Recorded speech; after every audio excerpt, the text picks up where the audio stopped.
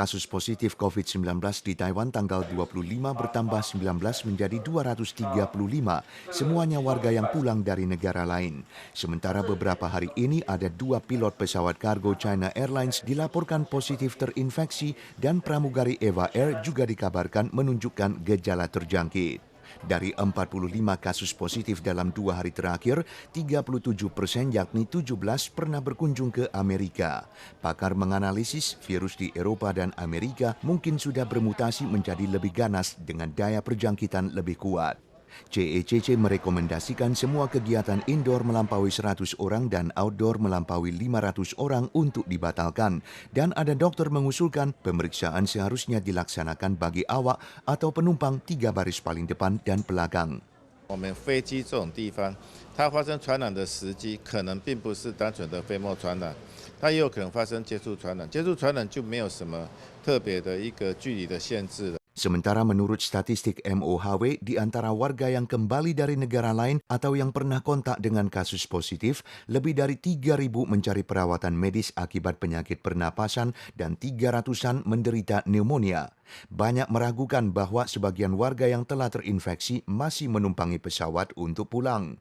Atas hal ini, CECC menegaskan bagi yang menyembunyikan gejala bisa didenda 10.000 hingga 150.000 dolar. Antrean panjang warga yang mengenakan masker untuk mengambil suhu badan sebelum memasuki stasiun MRT adalah skenario umum beberapa hari terakhir di Depok.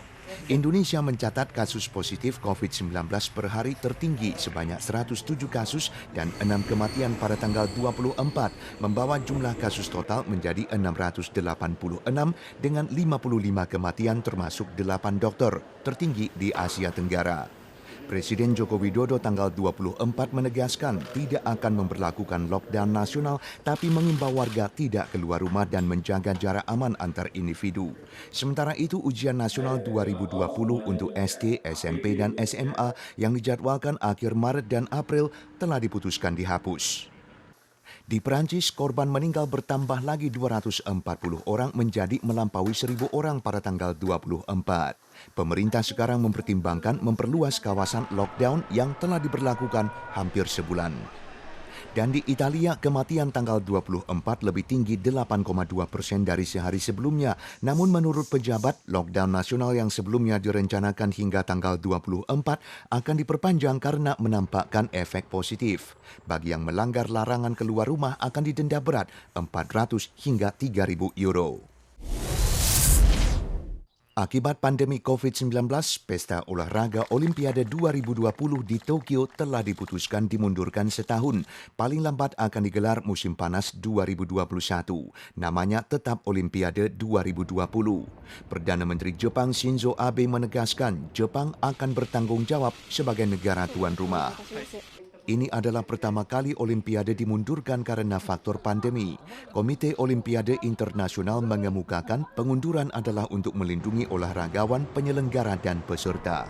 Menurut perkiraan, Jepang akan mengalami kerugian ekonomi melampaui 600 miliar yen. Dilaporkan ada organisasi kejahatan di Korea Selatan yang menggunakan ruang chat aplikasi pesan Telegram bernama Nth Room, mengeksploitasi data pribadi kaum wanita, memaksa mereka merekam video aktivitas seks dengan unsur penganiayaan dan menjual konten seksual ini melalui ruang chat. Lebih dari 70 wanita telah menjadi korban, 16 diantaranya belum dewasa. Sejumlah 124 orang yang terlibat telah ditangkap polisi, termasuk tersangka utama bermarga Cho berusia 25 tahun. Viralnya berita ini telah membangkitkan amarah warga. Sebuah petisi meminta diumumkannya identitas pelaku telah mendapatkan 2,3 juta tanda tangan dan satu lagi meminta diumumkannya identitas 260.000 anggota ruang chat juga telah diteken 1,6 juta orang. Pemerintah Korsel termasuk Presiden Moon Jae-in juga telah memerintahkan diperiksanya setiap anggota ruang chat untuk menyelidiki apakah ada pegawai negeri yang terlibat.